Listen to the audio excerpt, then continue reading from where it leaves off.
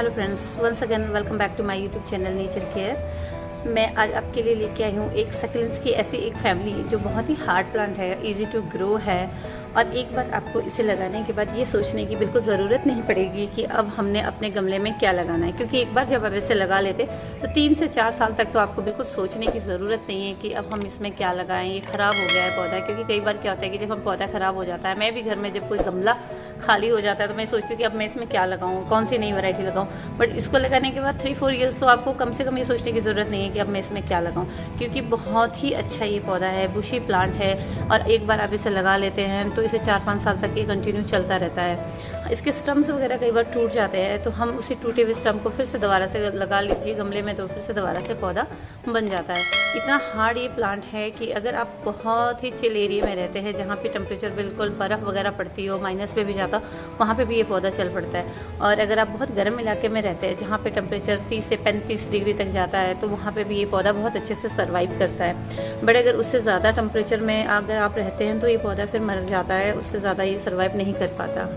ये indoor plant बिल्कुल भी नहीं है। कई लोग इसे इंडोर रखते हैं तो ये इंडोर बिल्कुल नहीं है। इंडोर रखने के बाद ये बिल्कुल ख़राब हो जाता है और इसे आपने आउटडोर ही रखना है। और आप कोशिश कीजिए कि सुबह से शाम तक की जहाँ पे धूप रहती हो वहीं पे इस पौधे को आपने लगा के रखना है। और इसका नाम है यूनियम। कई लोग इसे वुड रोज भी कहते हैं, बट इसे मैं यूनियम ही कहती हूँ।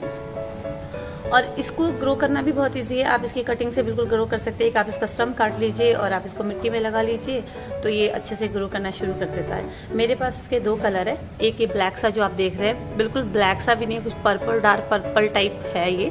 और एक ये ग्रीन है, ये देखिए ग्रीन, ये भी अपने आप में बहुत ही सुंदर लगता है। और इसके थोड़े थोड़े पत्ते पीले हो रहे हैं और जैसे ही पत्ते थोड़े से पीले होने शुरू हो जाते हैं तो आप इसे निकाल दीजिए।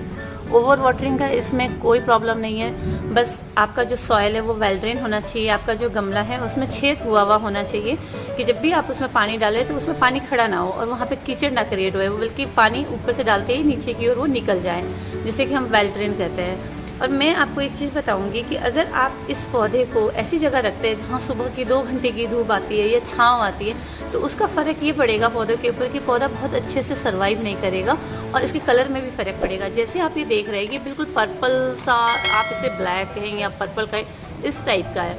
बट मैंने एक और पौधा थोड़े से छाँव में रखा था, ये देखिए, आप इसके कलर को देखिए कितना फ़र्क है। क्योंकि यहाँ पे धूप बिल्कुल भी नहीं थी जहाँ मैंने ये गमला रखा हुआ था, तो इसलिए इसका जो कलर, जैसे कि आप देख रहे हैं, ये हवा से टूट गया था पौधा।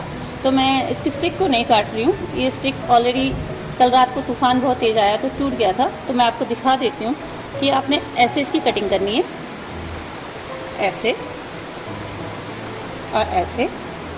इसके बाद बहुत लंबी स्टिक नहीं रखनी है, जितनी छोटी हो सके उतना छोटा आपने करना है, क्योंकि जब आप जितना छोटा आप बनाएंगे पौधा उतना ही अच्छा बुशी बनता जाएगा।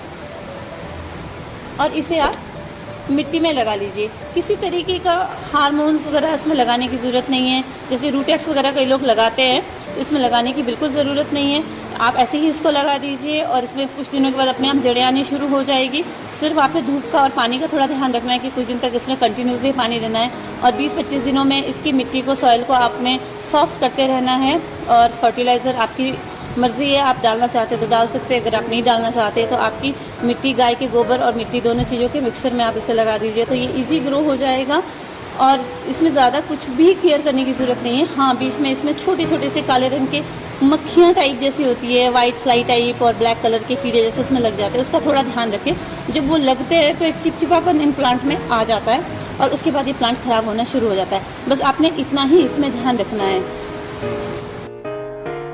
मेरे द्वारा दी गई जानकारी अगर आपको पसंद आई हो तो आप मेरे चैनल को लाइक कीजिए, शेयर कीजिए, सब्सक्राइब कीजिए। Thanks for watching.